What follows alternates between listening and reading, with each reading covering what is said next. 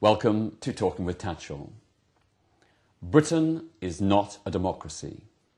Well, compared to some dictatorships, of course we are.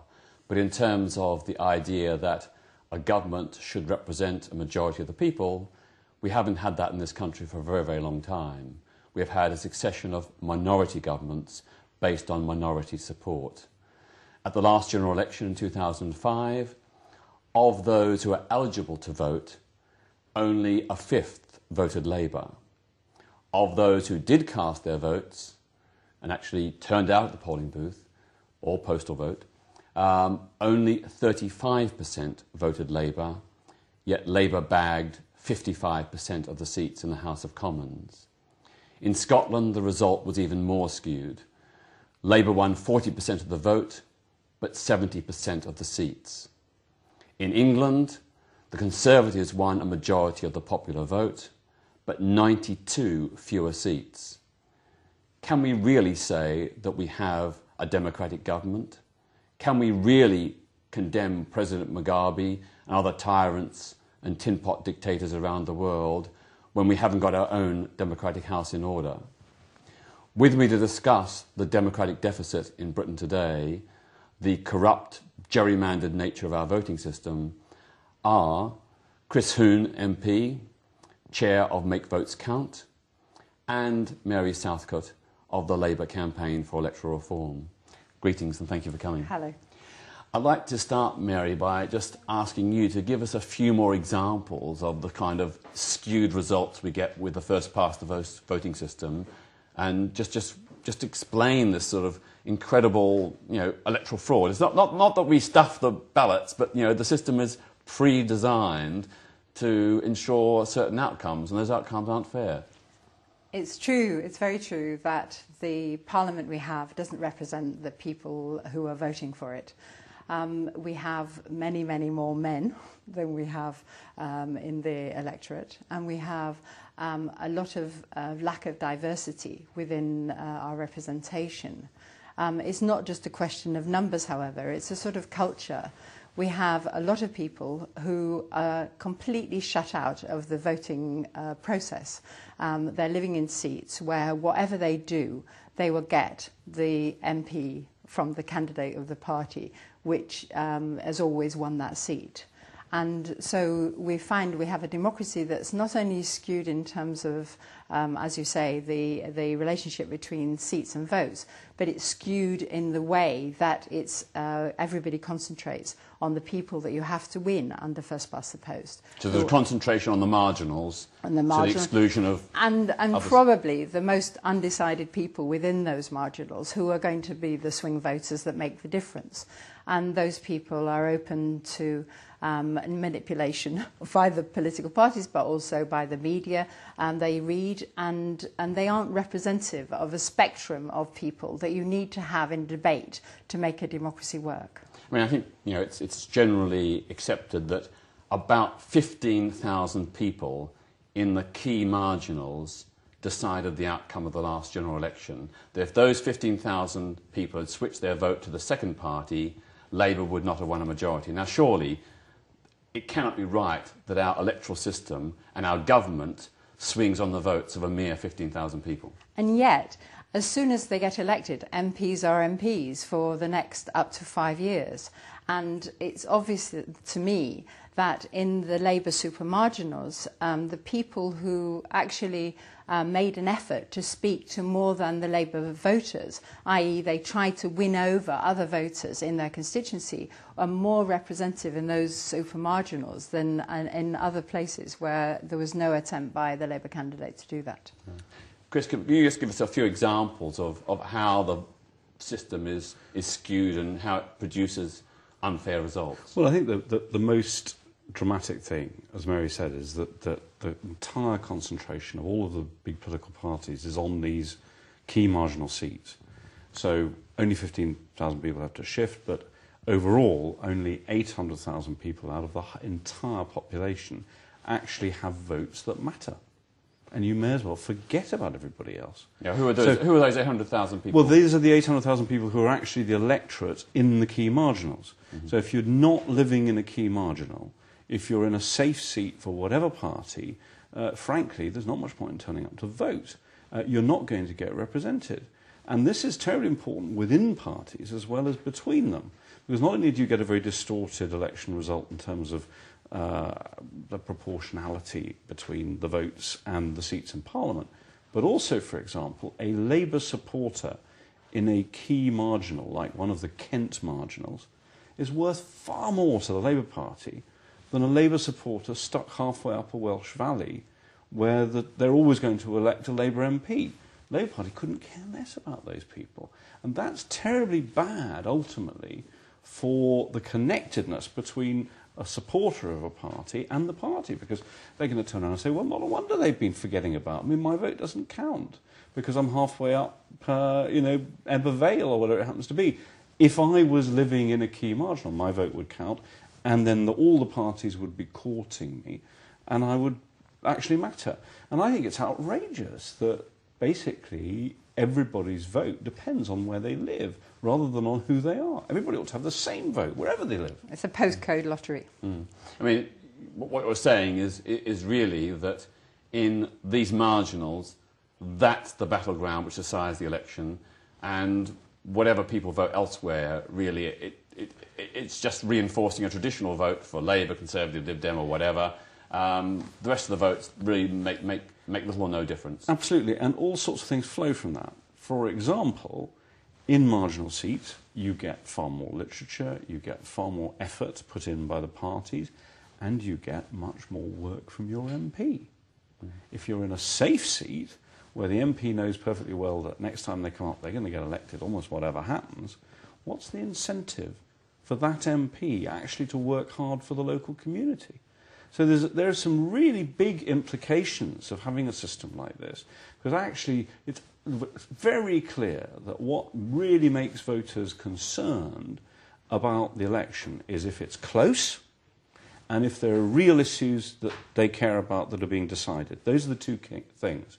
And if it's not close, if it's a safe seat, well, people are not going to care so much. So the turnout is always a lot lower in safe seats than it is in the marginals, and of course that in turn means that people are very alienated from the system. So this is all down to the fact that we have a first-past-the-post voting system, that the candidate with the highest number of votes, even if they only get 28 or 29% of the vote, will be elected. Also, of course, one consequence of this system is that because of this skewed system, it takes, on average, only 27,000 votes to elect a Labour MP, 44,000 votes to elect a Conservative MP, and a whopping 96,000 votes to elect a Liberal Democrat MP.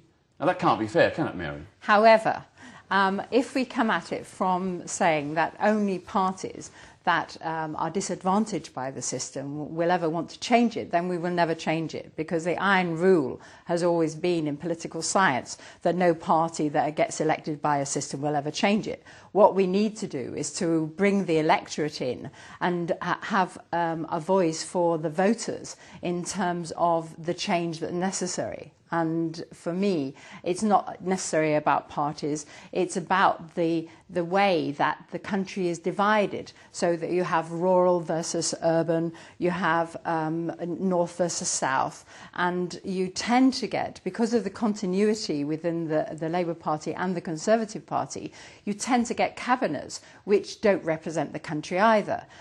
If you look at the last election in 2005, you can see that the Conservatives actually won the vote.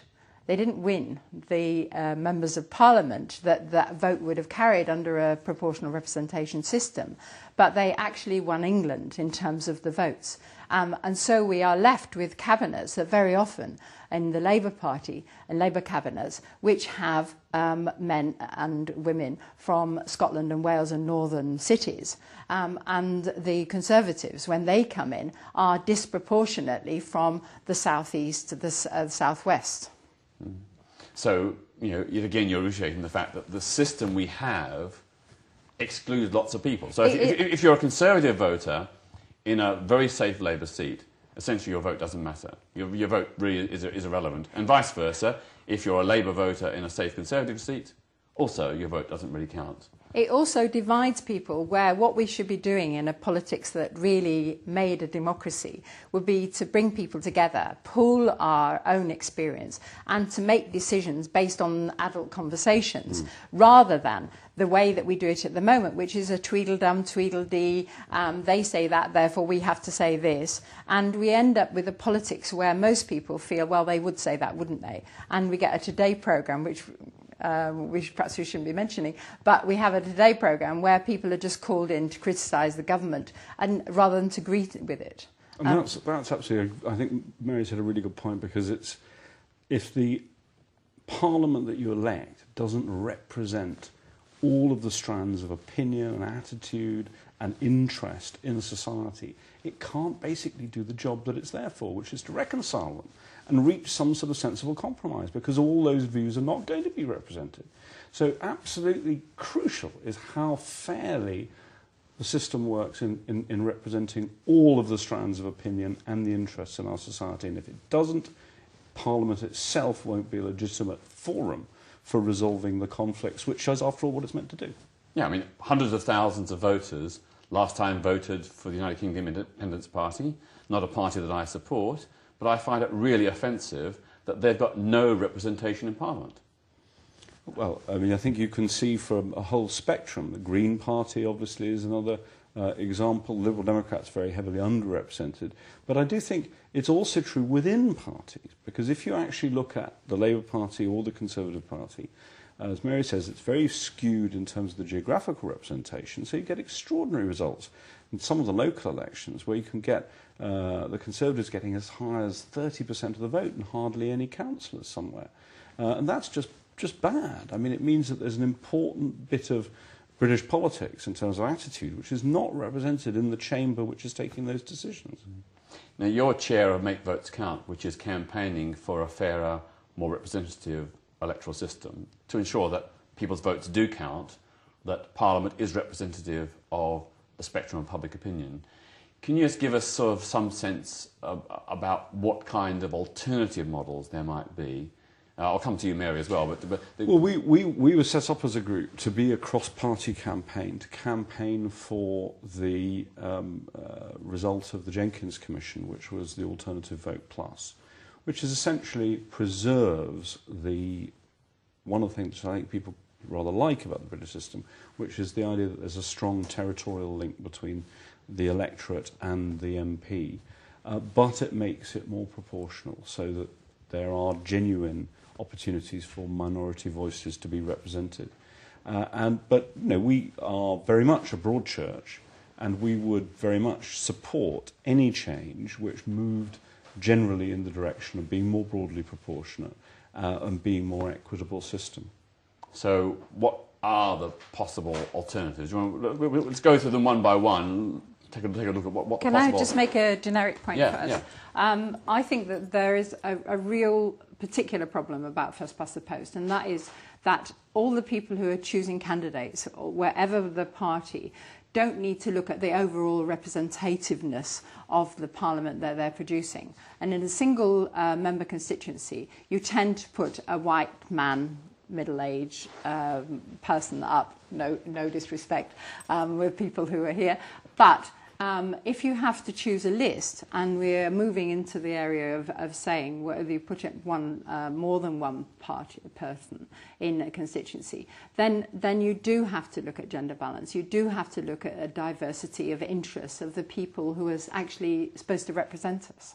And you are much more likely in PR systems, therefore, 10% more likely than in the first past the post system, to get women into representation.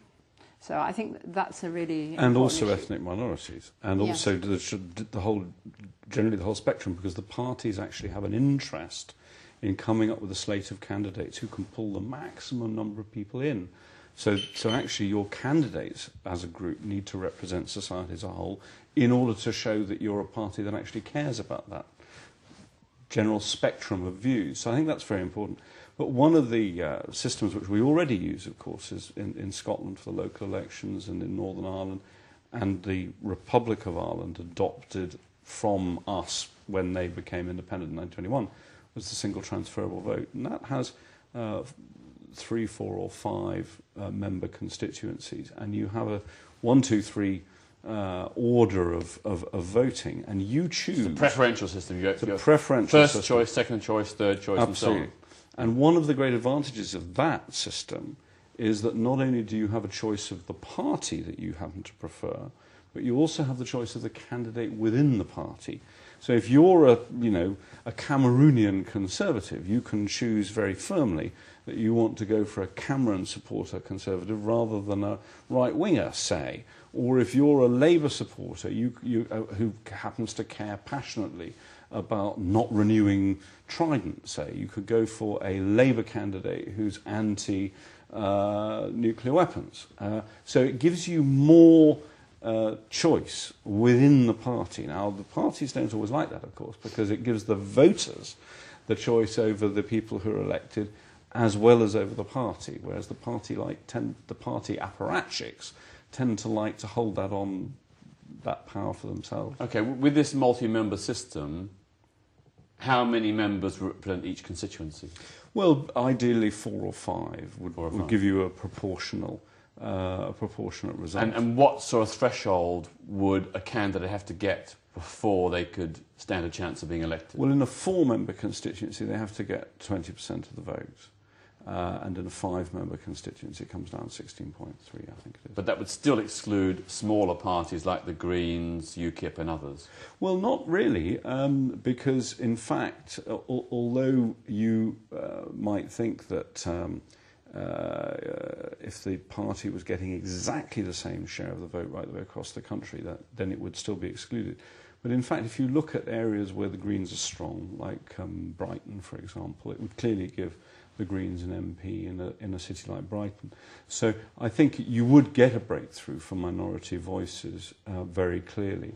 And it has the enormous advantage elsewhere of, as I say, being able to give the voters a choice within the party that they traditionally support. Mary, what would you say to those who say, well, that's fine, but having these huge multi-member constituencies would actually effectively, in reality, actually break the link between the Member of Parliament and the local constituents? Because if you're talking about constituencies with, 200,000 or 300,000 electors, how can any MP under that system have a real representation or real relationship with his or her constituents?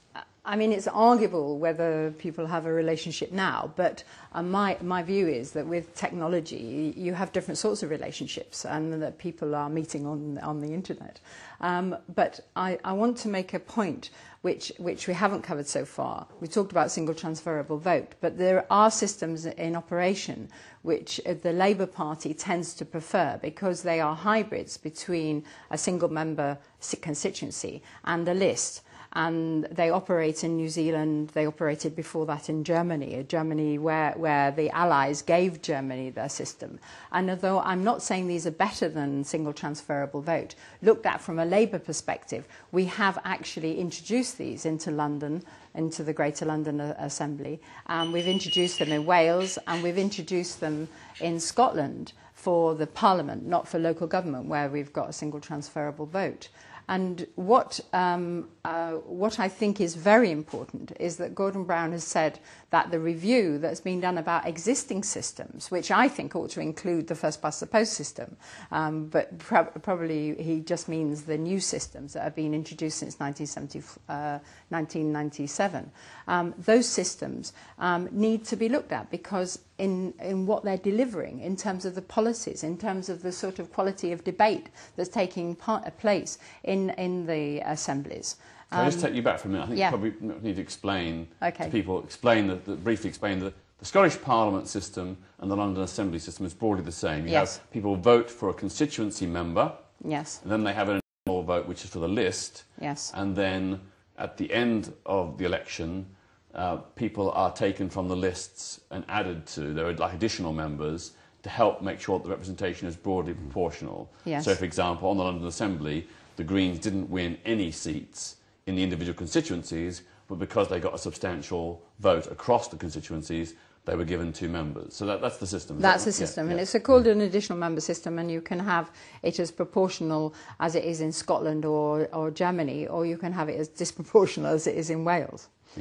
But but it still gives people the opportunity to fight for votes wherever they can get them, rather than to target seats and leave the other people alone. So it maintains the constituency link between the member and their constituency, a defined area, not too big, but also ensures that there aren't wasted votes, because every vote on the list counts. Yes, yeah. And in a way, we had the Jenkins Commission, which suggested that alternative vote plus AV plus should be introduced, and that is a hybrid between the multi-member constituency, a single transferable vote, and the system of additional member.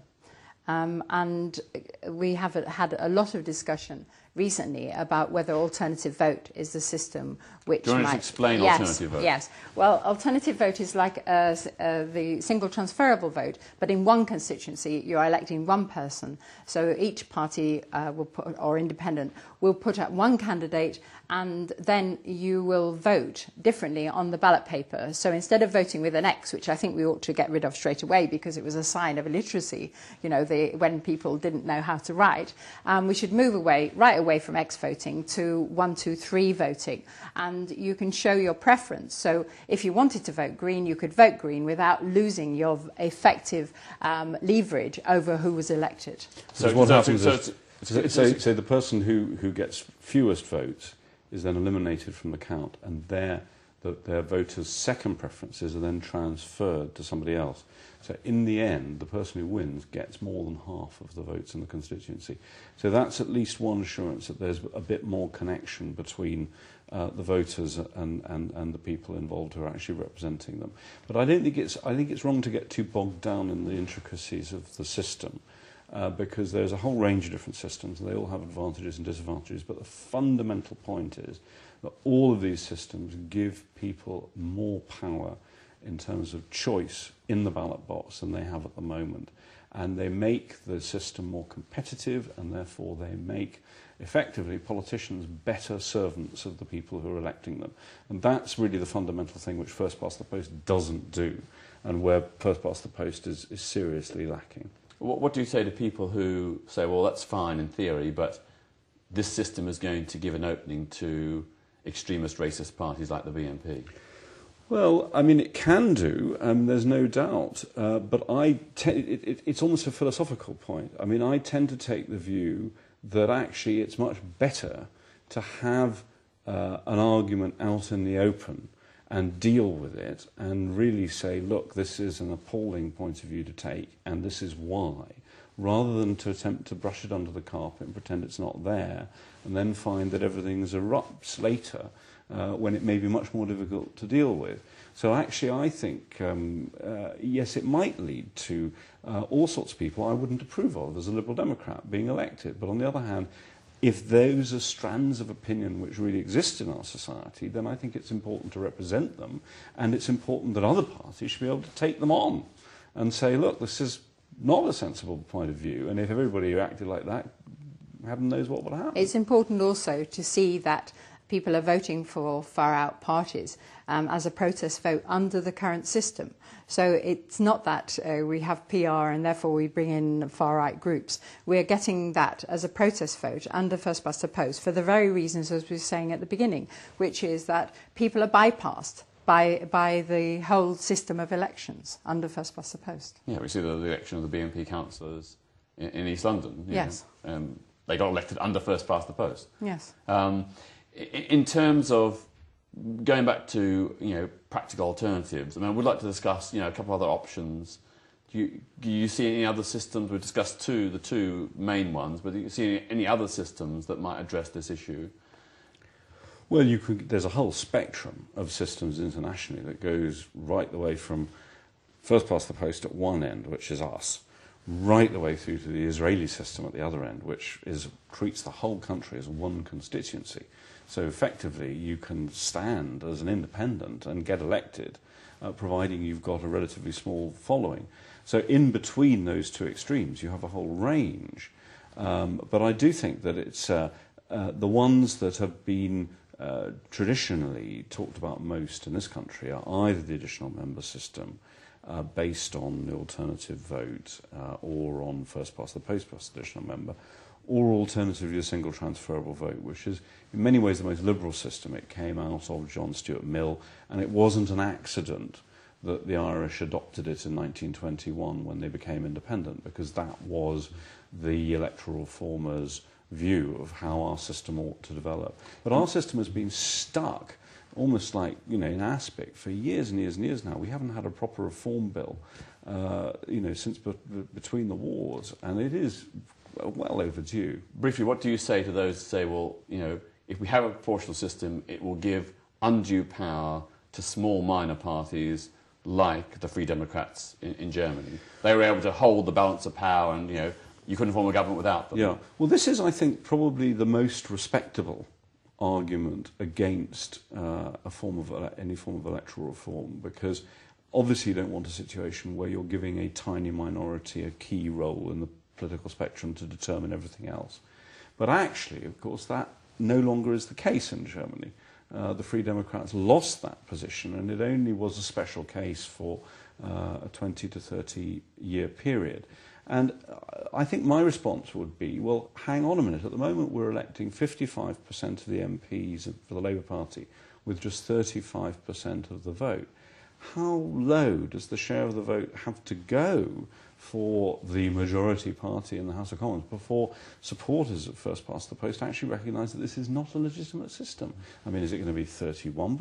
Is it going to be 25%? Because you could, in theory, get down to those sort of levels, and I think that's completely illegitimate. So I'm perfectly very happy with a system which gives an overall majority to a party with about 45% of the vote, which AV Plus or the single transferable vote in Ireland does. So the Labour Party or the Conservative Party or the Liberal Democrats or the Greens or whoever could get an overall majority of about 45% of the vote. But frankly, do we really want to give people an overall majority if they can't even get 45% of the vote? I mean, that seems to me to be pretty undemocratic. Finally, Mary, in 30 seconds, what are the chances of electoral reform under Gordon Brown? I think if we leave it to politicians, they're the last people who are going to see the dismerits and the disadvantages of the current system. However, we have a Prime Minister now who says he is not adverse to changing the voting system. He's introduced a big discussion on the Constitution. We have a governance paper from the Ministry of Justice which will handle this. And we are going to, if we can involve people in the discussion, I'm sure we can deliver electoral reform. Yeah. I think it's all down to the people. The existing system survives because we, the people, put up with it. And if they want to get in contact with Make Votes Count, all they have to do is put it in a search engine. Right. Well, this one will run and run, but my closing thoughts are: bring back the Chartists. Your job is undone. We need a new Chartist movement. I don't know what you think, but whatever you think, please join me next week for another edition of Talking with Tatchell.